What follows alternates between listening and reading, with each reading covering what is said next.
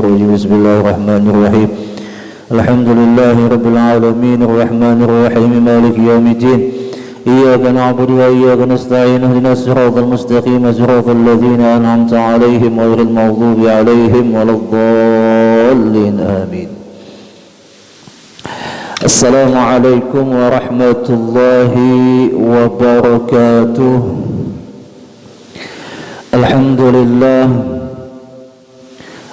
الحمد لله الذي أنعم علينا بنعمة الإيمان والإسلام وجعلنا من أمة محمد صلى الله عليه وسلم. أشهد أن لا إله إلا الله وحده لا شريك له الملك القدوس السلام. وأشهد أن سيدنا ونبينا محمدا عبده ورسوله أرسله لإتمام أخلاق الأنام. اللهم صل وسلم وبارك على سيدنا محمد الداعي إلى دار السلام وعلى آله وصحبه مصابيح الظلام ومن تبعهم بإحسان إلى يوم الزحام. أما بعد، سبحانك لا علم لنا إلا ما علمتنا إنك أنت العليم الحكيم. لا حول ولا قوة إلا بالله العلي العظيم. نوينا التعلم والتعليم والتذكر والتذكير والنفع والانتفاع والإفادة والاستفادة والحث على التمسك بكتاب الله وسنة رسول الله صلى الله عليه وسلم والدعاء إلى الهدى والدلالة على الخير ابتغاء وجه الله ومرضاته وقربه وثوابه. وقال المصنف رحمه الله تعالى ونفعنا بعلومه في الدارين آمين. ربما فتح لك باب الطاعة وما فتح لك باب القبول، وربما قضى عليك بالذنب فكان سببا في الوصول. Bapak Ibu jamaah majelis Masjid Al-Falah yang sama-sama dimuliakan oleh Allah, alhamdulillah, limpahan puji syukur kita panjatkan kepada Allah Jalla wa'ala yang telah menetapkan kita dalam perkumpulan yang mulia, yang tadinya kita diberikan taufik, hidayah dan inayah melaksanakan juga sembahyang subuh berjamaah, hingga akhirnya kita duduk niat i'tikaf sambil menunggu terbitnya waktu syuruk, yaitu terbitnya matahari. Mudah-mudahan dengan sebab demikian Allah mengampuni dosa-dosa kita dan Allah memudahkan langkah perjalanan kita hingga masuk ke dalam syurganya, sebagaimana janji baginda Nabi kekasihnya dan kekasih kita, man salaka tariqan yaltamisu fihi ilma sahallallahu tariqan ilal jannah. Ujar Nabi, barang siapa menjalani tugul cangkal di dalam jalan majelis ilmu, di dalam menuntut ilmu agama, maka Allah mudahkan langkahnya menuju ke dalam syurga. Mudah-mudahan, amin, Allahumma amin. Tak terkecuali mama dan abah kita, mudah-mudahan Allah luaskan alam barzahnya, Allah berikan keampunan dan rahmatnya, dan orang-orang yang kita cintai, orang-orang yang telah berbuat baik kepada kita ataupun yang telah berbuat baik kepada ini masjid, mudah-mudahan pula mereka mendapatkan ampunan dan rahmat Allah, amin, Allahumma amin. Bapak Ibu rahimakumullah wa athabakumullah, Al-Imam Ibn Atha'illah As-Sakandari rahimahullahu ta'ala wa nafa'ana bi'ulumih fid dharaini amin, beliau mengatakan, rubbama fataha laka babat ta'ah, terkadang Allah sudah membukakan bagimu pintu ketaatan. Wa ma fataha laka babal qabul, akan tetapi Allah tidak membukakan bagimu pintu kemakbulan atas ketaatan. Kok bisa? Maka jawabannya adalah taat merupakan anugerah tapi ketika diberikan ketaatan, anugerah itu harus dijaga. Dengan apa menjaganya? Dengan tata cara aturan yang telah Allah berikan. Sampai dikatakan di dalam syarah hikam disebutkan, fa inna lil qabul syurutan zahirah wa batinah. Maka sesungguhnya kemakbulan itu memiliki syarat-syarat, baik itu syarat secara zahir dan juga syarat secara batin. Ketika Allah sudah bantu, Allah berikan taufik, Allah bukakan pintu ketaatan, alhamdulillah kita melaksanakan ketaatan, sembahyang, nuntut ilmu, puasa, bersedekah, alhamdulillah. Tapi kata Imam Ibnu Athaillah, hati-hati, masih harus waspada, karena iblis tetap terus akan menggelincirkan orang yang sudah taat. Bukan berarti ketika kita sudah taat aman dari godaan syaitan. Bukan berarti ketika kita sudah diberikan taat aman dari siasatnya iblis untuk menggelincirkan. Apa rambu-rambu ketaatan yang harus kita patuhi? Pertama, rambu-rambu ketaatan secara zahir. Ketaatan secara zahir itu adalah syariat yang kita lakukan, umpama saja sembahyang. Sembahyang ada rukun marukun, ada syarat di dalamnya ketika kita melaksanakannya. Sudahlah kita penuhi secara syarat zahir ini ketika kita melakukan sembahyang, yaitu rukunnya. Rukun sembahyang ada berapa? Oh, ada 13. Apa saja?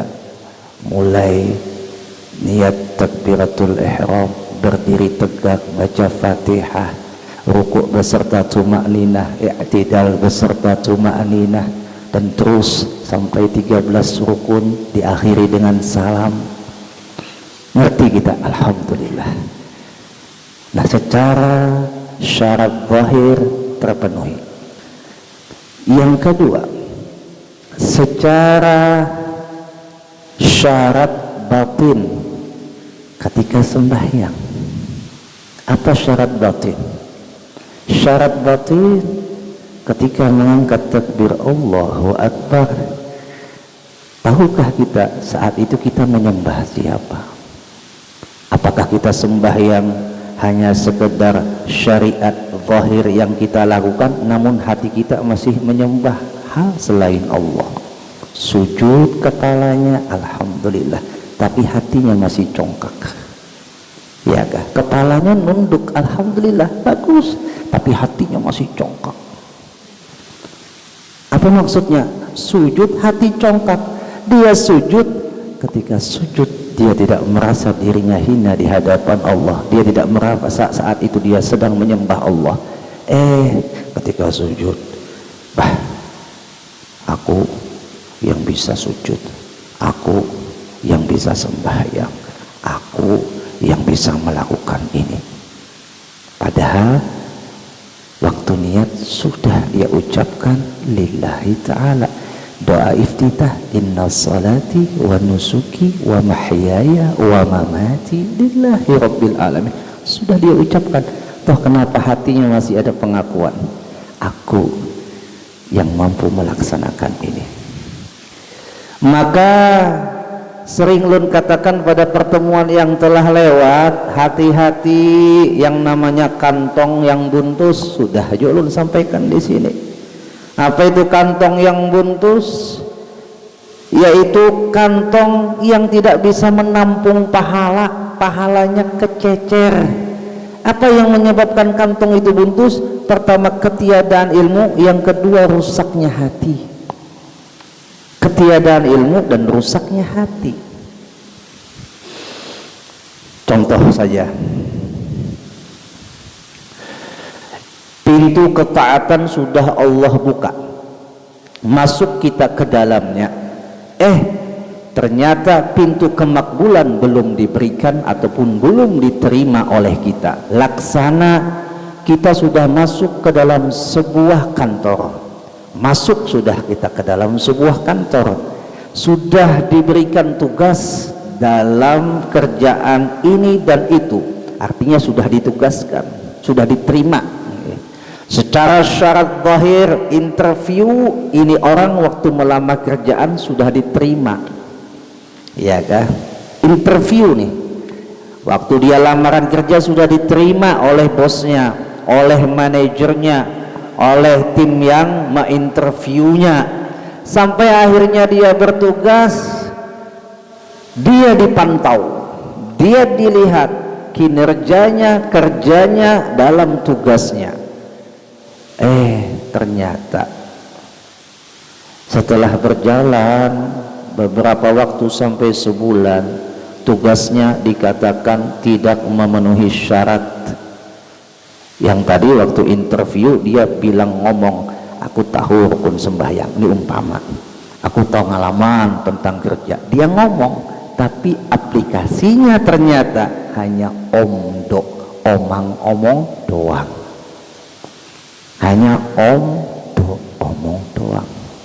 Contoh lagi, ini anaknya Pak Parlan adalah mana nih, waktu di Kudus, ini pernah di Kudus menghafal Quran. Sidin juga pernah di tempat Kiai Haji Abdul Basir Mukhtar MA di Pondok Pesantren Al Furqon Gebok Kudus, bahkan salah satu kamar yang membangun Abah Sidin di pondok itu. Waktu menghafal tidak diizinkan dia menghafal sebelum Fatihah dan tahiyatnya fasih, betul atau tidak? Kada boleh lagi menghafal, kada diterima hafalan. Fatihahnya ada yang sebulan baru lulus, ada yang 2 bulan hanya lulus, ada yang 3 bulan hanya lulus, bahkan ada yang setengah tahun loh Fatihah aja. Sampai minyak yang nyetor nih, nyetor Fatihah suruh mundur, kada lulus, nyetor lagi salah, mundur lagi, tiap hari Fatihah sampai orang tadi bosan, sampai murid tadi bingung. Maka apabila dia terhenti dengan rasa bosannya, maka dia tidak akan lulus, karena merasakan rasanya aku cukup aja sudah menghafal. Tapi yang menilai bukan murid, yang menilai guru. Sama halnya kita sembahyang, yang nilai sembahyang kita itu bukan kita, Allah. Kita hanya belajar memenuhi syarat. Ujar gurunya syaratnya Fatihah harus bujur, tahiyat harus bujur. Akhirnya si murid tadi sungguh-sungguh belajar Fatihah sampai biar bahari itu ada melihat kawan latihan bacaan itu makharijul huruf tuh, nih tangan segenggam ini harus masuk ke dalam muntung. Ulunnya sakit kerangkang ya kan? Mulai 2, 3, 4 sampai segenggam harus masuk. Ya Allah, latihannya nih. Ingatlah Gus Parit. Gus Parit anaknya Kiai Haji Abdul Basir Mukhtar itu, kalau khataman simaan 5 jam tembus bil ghaib, 5 jam bil ghaib, mulai juz 1 sampai juz 30, 5 jam se-Al-Quranan tanpa melihat. Allah, umurnya pada saat lulus sana masih 9 tahun. Kok Sidin bisa langsung hafal? Iya, melewati proses utamanya, harus betul dulu Fatihah dan tahiyatnya. Begitu juga ketika kita sudah taat, belum tentu taat kita diterima, ada syarat-syaratnya yang ketaatan kita itu akan diterima. Allah, itu baru menghafal Quran, menghadapi seorang guru. Bagaimana menghadapi Allah yang lebih teliti daripada guru, ya kan? Dari yang zahir sampai yang batin tidak pernah luput dari pandangan Allah. Lalu ujar Imam Ibnu Athaillah As-Sakandari di sini, yang taat jangan sombong dulu, karena iblis masih bermain, bisa menggelincirkan ketaatanmu. Akhirnya dengan merasa sudah taat, aku loh yang taat, tuh bubuhan kada taat bau neraka, akhirnya menggelincirkan ketaatannya. Imam Sayyidina Ali karramallahu wajah mengatakan kunu li qabulil amal asyaddu ihtimaman minkum bil amal. Jadilah kalian lebih memperhatikan amal itu diterima daripada amal itu sendiri. Artinya ketika beramal ada lagi yang lebih diperhatikan tentang bagaimana amal yang kita lakukan ini diterima oleh Allah. Mau Ustadz mun kayak ini kami kada beramal lagi, ujar. Nah, maka tadi disebutkan rubbama fataha laka babat ta'ah. Terkadang Allah bukakan pintu ketaatan, sudah masuk kita dalam ketaatan, syukur sudah. Nah, setelah masuk ke dalam pintu ketaatan ada lagi syarat untuk ketaatan itu diterima oleh Allah. Kayak apa cara kita mensyukuri ketaatan kita ataupun mensyukuri gawian kita? Anggap saja lagi contoh, tukang begawi nih Masjid Al-Falah tidak sesuai dengan arsitek yang diberikan oleh tim Al-Falah, ya kah?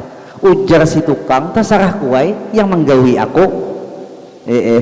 Catuknya bahapal, gawinya bahapal, bentuknya kada sesuai dengan keinginan pihak panitia masjid dan masyarakat. Apa yang terjadi? Tukang, kok hasilnya seperti ini? Apa jawab tukang? Yang menggawi aku, apa urusan ikan? Ujar kita nih yang menggaji tukang, kan aku sudah kasihkan syaratnya, caranya, bangunannya, contohnya begini, kok ini mencong, kok ini kada sesuai. Apa yang terjadi pada tukang tadi? Tidak lagi diberikan kepercayaan untuk tugasnya dalam bertukang di tempat ini. Kadang-kadang kita mengatakan kepada Allah, ya Allah terserah ulun, yang penting ulun sudah sembahyang. Ujar Allah, maka sudah kuberikan tatanan sembahyang kayak ini. Zahirnya harus kayak ini, batinnya harus kayak ini. Lalu kita mengatakan terserah kuai, kada kawa. Allah yang ngatur supaya sembahyang kita itu selamat. Kembalinya kepada diri siapa keuntungannya? Bukan Allah, kembalinya kepada diri kita juga. Coba tukang itu bujur-bujur menggawikan bangunan masjid sesuai dengan apa yang diminta oleh panitia masjid, kelak itu tukang akan dicarikan gawian, bahkan dicari. Kenapa? Karena tukangnya bagus gawiannya. Tapi kalau tukang itu hanya mengutamakan keinginannya, kadang mengutamakan apa kehendak yang diinginkan oleh panitia masjid, dia sendiri yang rugi. Kelak besok dia tidak akan dipilih lagi menjadi tukang di masjid ini, apalagi nanti di masjid yang lain. Begitu juga kita sembahyang Bapak Ibu, begitu juga kita beramal Bapak Ibu. Allah sudah kasih aturan main cara sembahyang kita, amal ibadah kita. Lalu akhirnya dengan cara demikian ketika kita taat, pertama tadi syariatnya kita penuhi, belajar ilmu fikihnya alhamdulillah kita penuhi, lalu ilmu batinnya, ilmu hakikatnya, yang tidak ada lagi ketika kita menyembah itu selain Allah kecuali Allah yang kita sembah. Nah pada saat itu kita tidak lagi merasa diri kita yang beribadah, tapi Allah yang memampukan ibadah kita. Kita bujur pasrah ibadah kepada Allah dan Allah yang menggerakkan ibadah kita. Dengan demikian tidak ada lagi rasa keakuan, tidak ada lagi rasa sombong dalam ketaatan. Tidakkah pian tahu iblis itu adalah di antara makhluk yang Allah banggakan sebelum dia tidak patuh dengan perintah Allah sujud kepada Adam. Itu iblis dibanggakan Allah loh. Itu iblis menjadi makhluk yang lebih tinggi daripada malaikat. Namanya iblis Azazil. Ya, sebelum disebut nama iblis namanya Azazil. Itu iblis karena merasa sombong. Iblis bukan kada menyembah Tuhan. Andai kata Allah mengatakan, iblis sembah aku, mungkin pada saat itu iblis akan sujud kepada Allah. Cuman iblis ketika disuruh sujud kepada Adam, iblis merasa aku lebih baik dari Adam. Itu aja kesalahannya. Bukannya kada menyembah Tuhan, dia taat kepada Allah, dia disuruh oleh Allah taat, patuh dengan Allah, dia patuh sujud. Tapi ketika disuruh oleh Allah sujud kepada Adam, menurut akal iblis nih, akal iblis, aku lebih baik daripada Adam. Kenapa pian suruh ulun sujud non Adam? Maka Tuhan ulun pian, bukan Adam. Itu kan iblis, bahasa iblis. Maka Tuhan ulun tu pian bukan Adam. Kok kenapa pian suruh ulun sujud lawan iblis? Iblis jadi membantah. Kenapa? Kada paham perintah Allah. Komentarnya harat, ya kan? Tapi kada mau taat kepada perintah. Fasajadal malaikah, malaikat semuanya sujud, ya kan? Illa iblis, kecuali iblis. Aba wastakbara, iblis itu enggan. Wastakbara, takabur, sombong. Wa kana minal kafirin, dicap sebagai orang yang kafir. La'natullahi alaih. Hanya karena sombong sudah masuk di dalam surga, Bapak Ibu, sudah menjadi makhluk yang dimuliakan. Hati-hati ketika sombong menyelinap di dalam hati, saat itulah amal kita mulai digerogotinya. Dan pada pertemuan yang telah lewat juga pernah rasanya lu disampaikan, kalau pian punya komputer, jangan pernah merasa aman dulu dengan yang namanya virus, iya kan? Walaupun komputer pian, laptop pian yang paling canggih sekalipun, sama halnya walaupun ibadah dan ketaatan pian sudah baik menurut pian, tapi hati-hati, virusnya iblis masih saja menyelinap, masih saja mengganggu jalan ibadah pian. Hati-hati. Lalu Imam Ibnu Athaillah, waspada bagi yang sudah taat, syukuri. Cara mensyukurinya, ayo gunakan ketaatan itu dengan sebaik mungkin, dengan cara waspada dengan rambu-rambunya. Jangan sampai tergelincir seperti tergelincirnya iblis.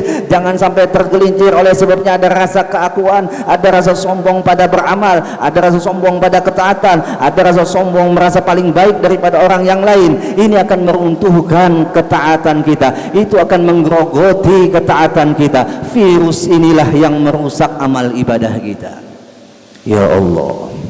Dan sebaliknya, kata Imam Ibnu Athaillah, wa rubbama qada 'alaika bidzambi fakana sababan fil usul. Dan terkadang Allah menghendaki atasmu mendapatkan satu dosa. Allah nih menghendaki kamu dapat dosa, tapi fakana sababan fil usul, dari dosa itu bisa menjadi sebab ikam sampai kepada Allah, kepadaku, ujar Allah. Kok bisa? Karena ketika Allah timpakan orang tadi dengan dosa, ya kah, dia paham bahwa saya ini kelemahan dia. Dosa itu adalah membuat dia jauh dengan Tuhannya, merasa hina dengan dosa. Akhirnya dosa yang dihadirkan oleh Allah membuat dirinya rendah hati, membuat dirinya hina di hadapan Allah. Itu terlebih baik daripada orang taat, sombong dan congkak. Akhirnya yang berdosa tadi hina dan taubat kepada Allah, lebih bersih daripada orang yang taat dan sombong kepada Allah. Allah, lihat doa Nabi Adam ketika dikeluarkan dari surga. Andai saja Nabi Adam itu dikeluarkan dari surga jawabannya seperti iblis, maka status Nabi Adam sama dengan iblis. Tapi ketika iblis dikeluarkan dari surga, Adam pun sama dikeluarkan dari surga. Jawaban Adam dengan iblis ketika dikeluarkan dari surga beda. Adam menjawab dengan mengakui di Rabbana hablana zalamna anfusana wa illam taghfir lana wa tarhamna lanakunanna minal khasirin. Lihat Adam ngakui diri zalim, ngakui diri salah, ngakui diri kotor, ngakui diri hina di hadapan Allah. Lalu pada saat mengakui itu pun kada lagi juga mengandalkan aku yang pantas mendapatkan keampunan oleh Allah, melewati perasaan hina dinanya diriku. Adam lalu kada melupakan, ulun ya Rabb tidak sebaik makhluk pian yang pian tancapkan namanya di samping namamu. Muhammadur Rasulullah. Di surga terpampang namamu dan nama dia. Aku belum pernah bertemu dengan dia, tapi aku yakin dengan berkat orang yang mempunyai nama di samping asmamu ini, ya Allah, angkatlah dosaku. Apa ujar Allah? Ya Adam, irfa' ra'sak, angkat kepala ikam, angkat kepala ikam. Di mana ikam tahu dengan Muhammad? Tidakkah wahai ya Rabb, ketika aku nikah dengan Hawa, malaikat Jibril memberitahuku maharnya adalah antusalliya ala Muhammad, bersalawatlah kamu dengan Muhammad, sedangkan aku belum bertemu dengan Muhammad. Aku ingat orang yang bernama Muhammad bukan orang sembarangan. Dengan berkat dia ya Rabb, aku bukan siapa-siapa ya Rabb, ampuni dosaku. Apa ujar Allah? Ya Adam, selain kau mengakui dirimu zalim, kau ingat kekasihku Muhammad, dosamu akan habis, kuhapus, dan engkau menjadi khalifah fil ard, yang pertama di bumi, yang menjadi pemimpin dunia. Dinisbahkanlah Nabi Adam sebagai abul jasad, abah segala jasad, abah segala jasad. Nabi Ibrahim abul millah, abah agama. Nabi kita Muhammad abul arwah, bapak segala ruh. Ya Rabb, banyak cerita yang Allah berikan setiap perjalanan dunia ini. Tidakkah kita ingin mengambil pelajaran dari cerita-cerita yang sudah disampaikan oleh Allah dalam Al-Quran, disampaikan Nabi dalam hadisnya, disampaikan sahabat, ulama, dengan cerita-cerita yang Allah berikan dalam kejadian kehidupan dunia ini. Nah, dengan kejadian-kejadian inilah, tidakkah kita menundukkan diri kita? Kita belum pantas disambat orang yang sempurna dalam ketaatan, sedangkan taat kita pun masih ada cacatnya. Dengan seperti itu, lalu termotivasi untuk memperbaikinya. Jangan pas merasa aku nih keratik wara, kan ada kayak itu bahasa, aku nih ratik wara, mbah merasa ratik wara, kada aku memperbaiki diri. Ini namanya al-aghyar, orang yang tertipu dengan ucapannya sendiri. Aku ratik wara tapi kada mau belajar, ya kan? Aku nih bungul tapi kada mau belajar. Pas dipadahi, dinasihati, fulan pian salah, pian pintar bang, aku bungul. Salah jawabannya kayak itu. Mengujur-ujur pian bungul mau menerima nasihat. Pian kadang menerima nasihat, berarti pian merasa lebih pintar dari nasihat itu. Betul atau tidak jamaah? Allah, kita kadang-kala kalau ditegur orang merasa, aduh ini orang apa? Aku dihebat, aku nih sudah S1, S2, S3. Ya kan? Padahal tidakkah kita sadar, walaupun S10, kita manusia yang tidak luput dari salah. Bujurkah katakah? Ulamakah? Ya kah? Ketika ada teguran dia khilaf, contoh saja sembahyang, walaupun dia jadi imam, kalau dia khilaf, makmum kasih ucapan zikir subhanallah, imam jangan egois.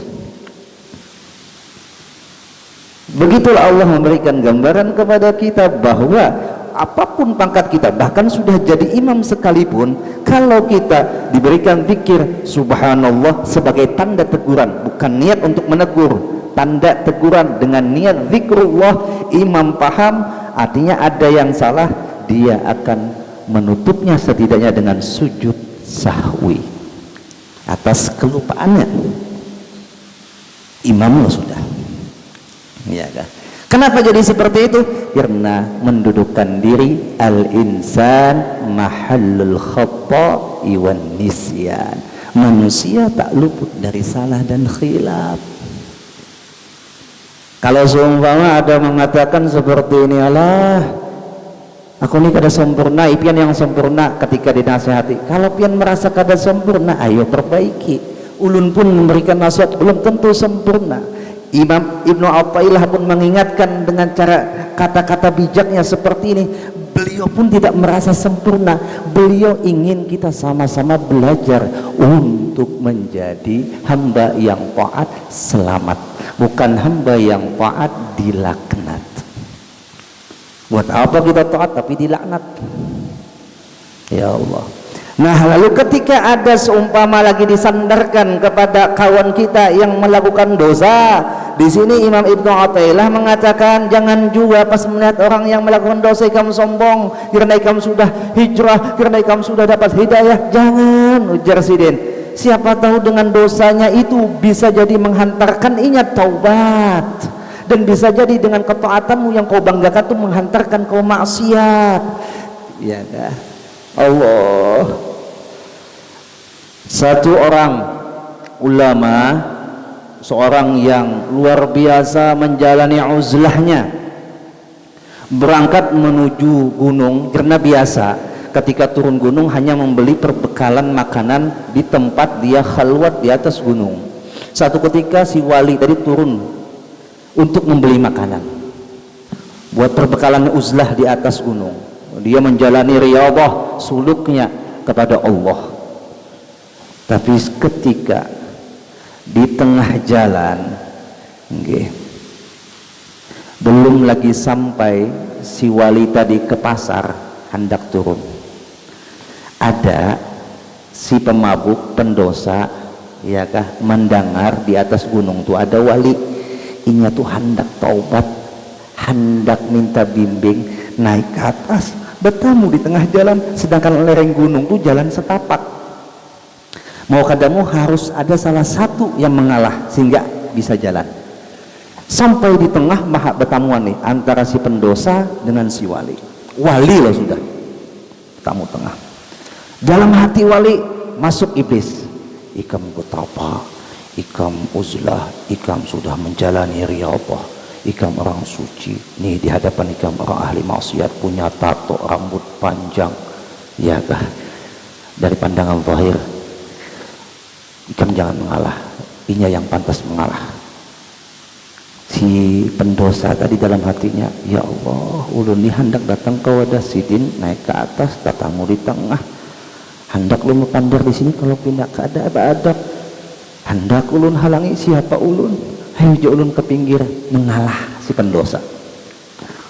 Turun si wali, si pendosa nunggu di lereng gunung tadi sampai wali naik.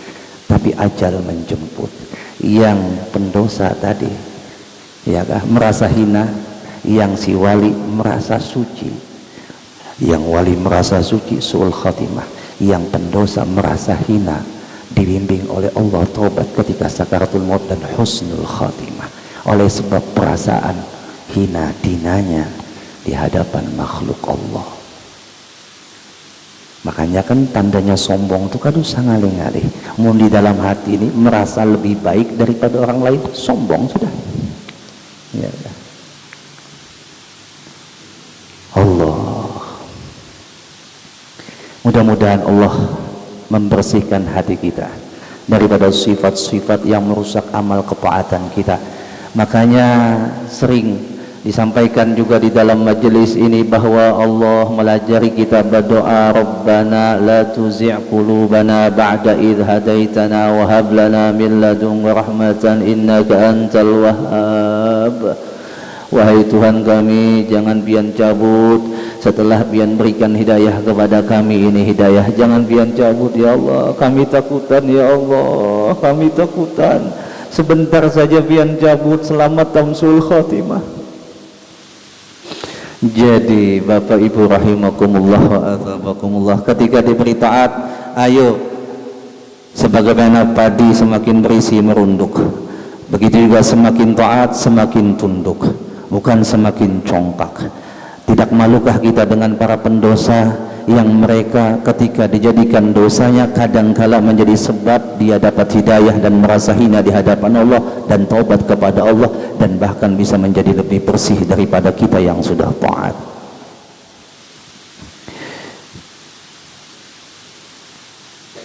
Fudail bin Iyad, bekas mantan perampok, mantan perampok. Ya kan? Perampok itu bukan sekedar ngambil barang loh, ya kan? Bukan sekedar merampas barang, amunnya kadang mau mengasih dibunuh, itu perampok. Kalau maling hanya mengambil barang, tapi kalau sudah wani terang-terangan, wani membunuh, disebut perampok, pembegal. Nah, Fudail bin Iyad itu kan pimpinan perampok. Hanya pada satu ketika mendengar ayat Allah, alam ya'ninil ladzina amanu an takhsha'a qulubuhum li dzikrillah. Ketika Fudail bin Iyad ingin menuju rumah sang pacar, di tengah jalan mendengar ayat itu, tersentuh hatinya, lalu mengatakan, ya Rabbi qad'an, wahai Tuhanku, sungguh saat ini juga ulun menuju tempat pian, ulun menuju jalan pian. Yang tadinya ke rumah pacar hendak ke situ, berpaling arah menuju kota Mekah. Ke tempat siapa? Ke tempat Sufyan Ats-Tsauri. Ketemu siapa lagi? Ketemu dengan Sufyan bin Uyainah. Taubat dan belajar ilmu, fasara aliman zahidan taqiyan imama, sampai si Fudail bin Iyad yang tadinya perampok menjadi alim, menjadi zahid, menjadi orang takwa dan menjadi imam pada zamannya. Mantan perampok. Bersisa, ya Allah, punya murid ribuan, puluhan ribu, bisa terbang, bisa berhilang, sombong, su'ul khatimah, dicabut oleh Allah kewaliannya. Begitu juga ketika kita taat, kalau sombong dicabut oleh Allah ketaatan kita. Allah, apalagi lah maaf minta halal minta ridho, maksiat sombong pulang, nah dobelam, ya lah.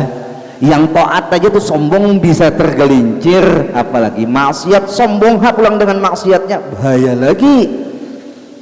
Pas mendengar kayak ini jangan juga disepelekan maksiat. Artinya ketika dapat kesalahan, dapat dosa, jadikan dosa itu sebab hina dinianya kamu di hadapan Allah dan kamu mau taubat kepada Allah. Karena kenapa kita itu dijadikan manusia yang sifatnya khilaf, lupa, supaya kita tuh sadar diri kada sempurna. Itu tujuan Allah menjadikan kita manusia yang kada sempurna, kecuali manusia yang disempurnakan oleh Allah, baginda Nabi kita Muhammad sallallahu alaihi wasallam. Kalau pian ada mendengar wali itu makamnya mahfuz, ya kah? Sedangkan Nabi makamnya ma'sum, ya kah? Nah, kalau pian mendengar makam wali itu mahfuz, kata Mbah Kiai Haji Hashim Asy'ari di dalam kitab beliau mengatakan arti mahfuz bukan berarti wali itu tidak pernah melakukan kesalahan, tapi ketika salah ditegur oleh Allah dan taubat. Itu artinya mahfuz. Wali dalam hatinya terbesit, ya kah? Cerita Allahumma sholli ala sayyidina Muhammad, Junaidi al-Baghdadi, terbesit, sombong, ditegur oleh Allah, nangis, iya kah? Apabila orang itu mahfuz, orang baik, ini garis besari atau diberikan motivasi buat kita semua, bahwa motivasi ini membuat kita bukan tambah sombong tapi tambah tunduk. Apa motivasi yang membuat kita tambah tunduk bukan tambah sombong? Orang baik bukan berarti orang yang tidak mempunyai kesalahan. Orang baik ketika dia bersalah, dia langsung minta ampun dan taubat kepada Tuhan. Itu orang baik. Allah, mudah-mudahan segala kesalahan kita diampuni oleh Allah. Kita akui kita banyak salah, kita akui di hadapan Allah kita masih banyak kurang. Taat yang dibantu oleh Allah pada saat ini pun kita rasa masih banyak cacatnya, menandakan kita kada sempurna. Ada satu ketika pian jamaah umroh, ketinggalan bis mau ziarah, ya kah? Oleh sebab, ampun maaf nih lah, si jamaah tadi sudah keluar hotel, masuk bis, si gaet sudah menghitung pas habis dihitung si jamaah tidak kami kada bapadah turun pada bis, ya kan? Habis itu si gaet menginstruksikan kepada supir, ya sawat, bismillah, roh, khalas, tamam, berangkat supir, terus sampai di Madhab Al-Amudi, kan ziarahnya pas ke Museum Al-Amudi. nelpon si jamaah tadi kepada gaib, kenapa ulun ditinggal? Ulun hanya sekali ke Makkah, buan piannya meneran cek sudah nangis den. Allah. Habis itu ujar gaib, kayak ini aja pian lah mah haji karena diambil dah ulu kada hendak berpisah hendak lawan jamaahan sudah tertinggal matur pulang. Iya kan, tapi ya tadi gaib berusaha juga, ujar gaib inggih diusahakan untuk terimbai, tapi yang namanya maambili jamaah punya waktu kontrak bis kada kawal lewas, iya kah, jam sekian harus sudah pulang, mau kada mau jalan terus itu bis, habis sudah di Madhab Al-Amudi jalan lagi ngambil miqat, ya kah, boleh ke Masjidil Haram langsung tawaf sa'i. Sidin sudah sampai Madhab Al-Amudi, kami sudah jalan, ditarusakan oleh gaib ke tempat miqat. Sidin sampai di miqat, kami sudah jalan, keselisih terus nih. Akhirnya sampai di Masjidil Haram, tuntung tawaf sa'i tahallul, boleh ke hotel, nangis Sidin menyalahkan berataan, wah salah gitu. Ada satu ingat bana panderan Abuya, ujar Abuya, pian nih, ya kah yang tertinggal mah haji, dangarakan ulun, dangarakan nih Abuya, dangarakan, nggih Buya nggih. Amunnya pian saat ini belum sempurna lagi ziarah pian, jangan pernah putus asa, berdoa ketidaksempurnaan pian ini akan disempurnakan oleh Allah, berangkat lagi ke sini. Hakun kada aja Buya, nggih. Jangan pernah suudzon dengan Allah. Pian kada sempurna hari ini ziarahnya, berdoa dengan Allah, ya Allah ulun kada sempurna lagi di Mekah, sempurnakan besok atau kapan ulun datang lagi ke sini. Bagus kada aja Buya. Allah. Nggih Buya. Nah itulah kita. Kalau kita memang merasa tidak sempurna, ya kah, berdoalah kepada Allah, mudah Allah sempurnakan dengan hati kita yang dibersihkan. Allahumma tahhir qulubana min kulli wasbin yubaiduna an musyahadatik, mudah-mudahan amin. Allahumma amin. Astaghfirullah Rabbal baraya, astaghfirullah minal khataya, astaghfirullah Rabbal baraya, astaghfirullah minal khataya, astaghfirullah Rabbal baraya, astaghfirullah minal khataya. Rabbi ighfirli wa liwalidayya, Rabbi ighfirli wa liwalidayya warhamhuma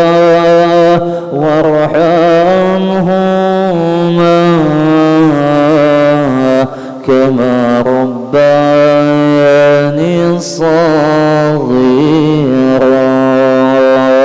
Rabbi ighfirli wa liwalidayya, Rabbi ighfirli wa liwalidayya warhamhuma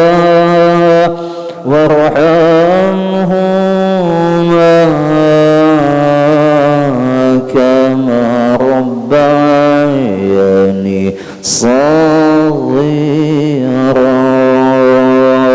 Rabbi ighfirli wa liwalidayya, Rabbi ighfirli wa liwalidayya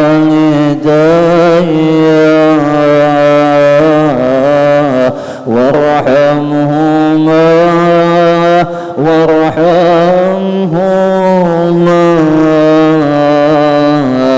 kama rabbayani saghira.